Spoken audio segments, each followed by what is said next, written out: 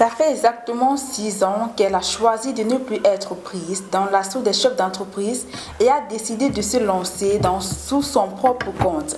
Aujourd'hui, elle est à la tête de 5 entreprises, notamment Yamiyara, une entreprise qui fait exclusivement dans la production des confitures. Mesdames, Messieurs, bonsoir et bienvenue. Je suis très ravie de vous retrouver une fois de plus dans le cadre de votre émission préférée, La Voix des Ailes, sur votre plateforme des leaders, notre entrepreneur Suzanne Daniel. Bonjour. Bonjour Monira. Comment allez-vous? Je vais bien, merci. Vous êtes fondatrice d'une marque Yamiyara qui fait dans la production des confitures. Exactement. Qu'est-ce que Yamiyara signifie? Yamiyara signifie simplement confiture pour enfants. C'est une langue fulbe, c'est une traduction fulbe. Et pensée conçue, c'est-à-dire le produit, pensée conçue dans la zone de la Damawa, exactement en Gandéré. Donc j'ai fait au moins 2 ans et pendant mon séjour dans cette super belle ville, j'ai constaté que les enfants particulièrement étaient lésés en ce qui concerne les petites friandises. On ne trouve pas facilement du fromage, on ne trouve pas facilement la confiture, on ne trouve même pas la confiture, on ne trouve même pas le saucisson. Il y a pratiquement une seule boulangerie qui vend le saucisson. Et donc quand c'est fini, pour imaginer ce qui se passe. Donc je me rends donc compte que dans cette zone, on trouve extrêmement beaucoup de fruits, dont les fruits ne manquent pas. Donc je me dis, qu'est-ce que je peux faire avec ces fruits? Quel est le produit que je peux concevoir? Et donc je pense à la confiture parce que après, ça reste aussi l'un des produits qui est le moins consommé de par le manque de savoir comment le consommer. Ça fait plus de 5 ans que vous êtes dans l'entrepreneuriat. Pourquoi vous avez décidé de vous lancer? Je me lance dans l'entrepreneuriat premièrement par altruisme. Donc la première chose pour moi, c'est toutes les différentes expériences que j'ai eues personnellement à vivre dans le milieu professionnel. Donc je vois en ma capacité de créer un projet, la possibilité d'apporter à d'autres personnes qui cherchent de l'emploi un épanouissement que moi personnellement je n'ai pas pu trouver quand j'étais encore dans le monde professionnel. Et en secondo, parce que j'aime penser, parce que j'aime concevoir et parce que j'aime mettre à réalisation ce à quoi j'ai pensé. Donc je décide donc de m'investir à 100% dans l'entrepreneuriat. Nous sommes dans une société en pleine évolution. Qu'est-ce que vous a fait croire que la confiture était cette activité-là qui allait vous faire sortir de la pauvreté, si je peux le dire ainsi? Oui, n'ayez pas peur de dire sortir de la pauvreté. Parce que quoi qu'on dira quand on entreprend, c'est parce que soit on veut développer de la richesse, soit on veut être altruiste, comme j'ai dit. Donc, pourquoi est-ce que je pense que la confiture peut me sortir de la pauvreté? Parce que, pour moi, déjà, la vision n'est pas ma pauvreté personnelle. Ma vision derrière la confiture, c'est vraiment de répondre, de permettre à ce que la confiture, comme par exemple le chocolat que nous utilisons pour tartiner à la maison, que la confiture aussi puisse trouver sa place sur le territoire camerounais d'abord, national. Donc c'est vraiment un travail de fond que je veux faire, c'est-à-dire véritablement vulgariser le produit en lui-même. Et je sais évidemment que derrière sa vulgarisation, je pourrais trouver mon épanouissement financier.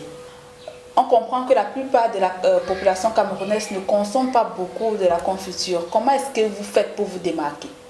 Alors aujourd'hui, pour pouvoir me démarquer, le premier problème, parce qu'avant de se lancer dans un projet, on fait une étude. Déjà, on a un problème. La confiture, c'est quoi? C'est principalement le fruit. Donc le fruit, non pas parce que les gens ne maîtrisent pas les bienfaits du fruit, mais ils ne sont pas totalement bien consommés parce que les gens n'ont pas toujours le temps de pouvoir faire une petite salade de fruits. Donc le premier problème, après la confiture, son second problème se trouverait sur comment consommer. C'est-à-dire comment est-ce qu'on consomme la confiture. Donc aujourd'hui, pour pouvoir véritablement travailler et faire un bon travail de fond, ce serait vraiment de sensibiliser les gens sur comment est-ce qu'on peut consommer la confiture. Donc il faut que les gens changent de leur esprit que la confiture c'est juste pour être tartiné sur du pain.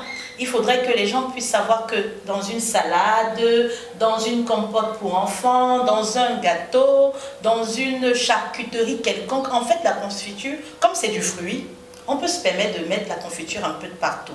Donc, la stratégie, c'est d'abord dans la communication, dans la sensibilisation de la consommation et ensuite sur le plan marketing, sur comment est-ce qu'on peut le positionner sur le territoire camerounais. Sur le plan marketing, comment procédez-vous? Actuellement, sur le plan marketing, nous sommes plus digital qu'autre chose pour le moment. Parce que la stratégie voudrait d'abord que les gens puissent avoir la possibilité de voir le produit un peu plus sur le net. Donc, sur les réseaux sociaux, autant pour moi. Maintenant, nous voulons passer à la seconde phase. Et je me permets, au travers des aides du pouvoir, de faire une campagne qui annoncerait la sortie du produit en lui-même pour un événement qui est prévu pour le mois de décembre. Donc, c'est après cette campagne-là que nous pourrons maintenant attaquer véritablement et envahir le terrain, notamment avoir des pancartes publicitaires, ce qu'on pourra retrouver dans les différentes villes comme Douala et Yaoundé, et avoir des commerciaux, maintenant vraiment de créer des débouchés. Voilà. Quels sont les éléments de base pour produire une bonne confiture? Donc, les éléments de base sont très simples. Comme j'ai dit tout à l'heure, c'est d'abord le fruit, il y a du sucre, il y a des arômes. Je peux citer quelques arômes.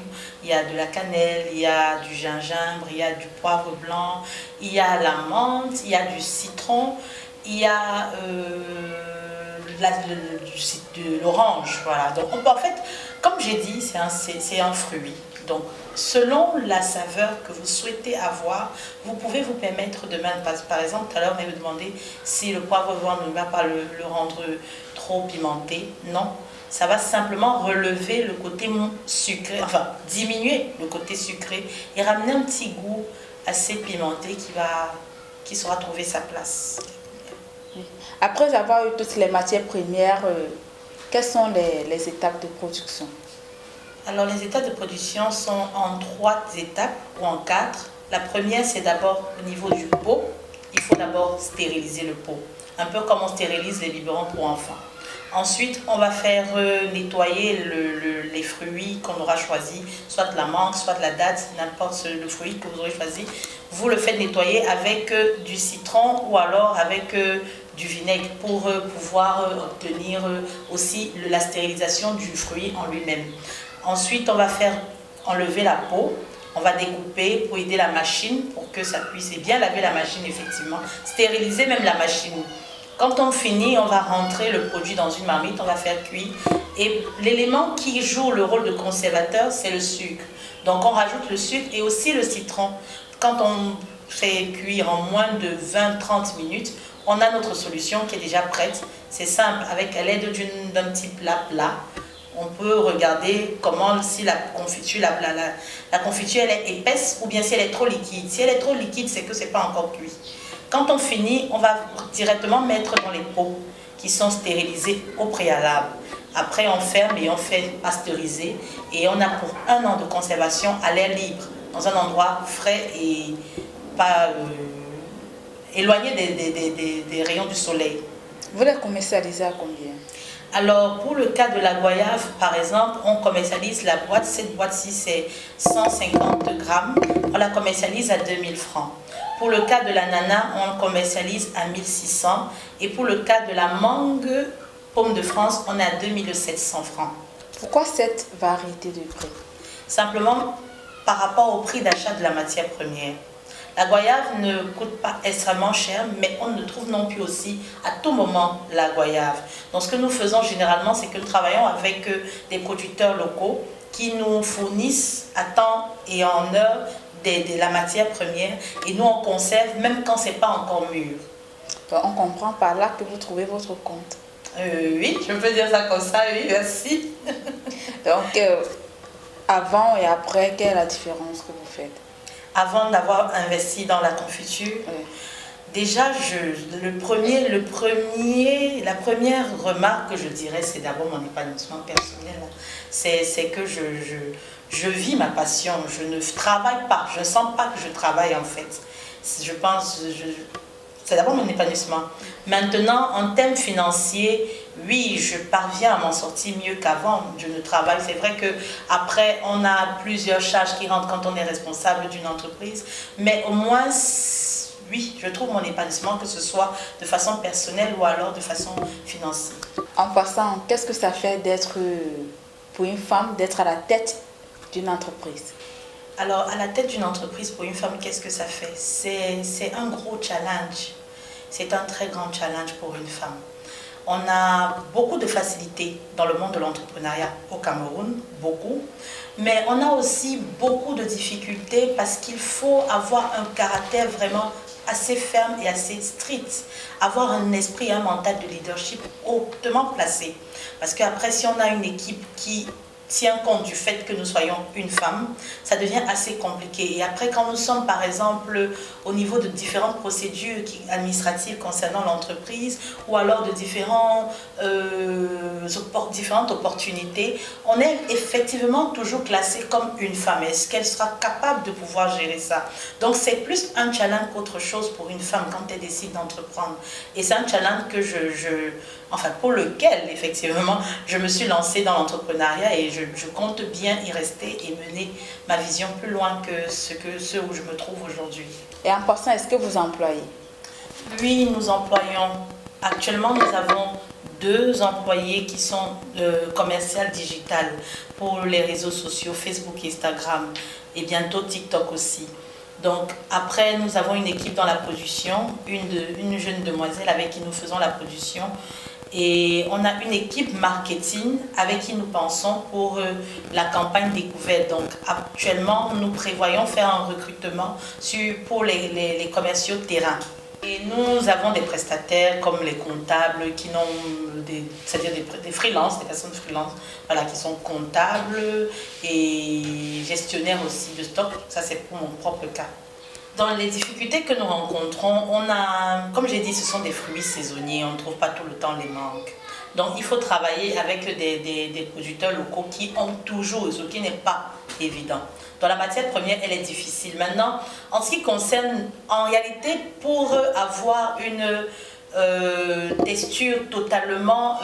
je n'ai pas envie de dire parfaite pour ne pas dire que le produit n'est pas parfait, mais encore pour améliorer le produit en lui-même, on devrait avoir une pectine. Et la pectine, on retrouve ça dans les pommes de France. Donc, il faut effectivement, donc on rentre encore sur un problème de trouver la matière première. Voilà. Donc maintenant, aujourd'hui, il y a aussi au niveau de la norme, comment normaliser le produit pour qu'il puisse avoir toute l'autorisation qui puisse lui permettre de s'épanouir dans un supermarché et de convaincre le consommateur sur l'authenticité de sa production. Pour ceux qui souhaitent se lancer dans la production des confitures, comment faire?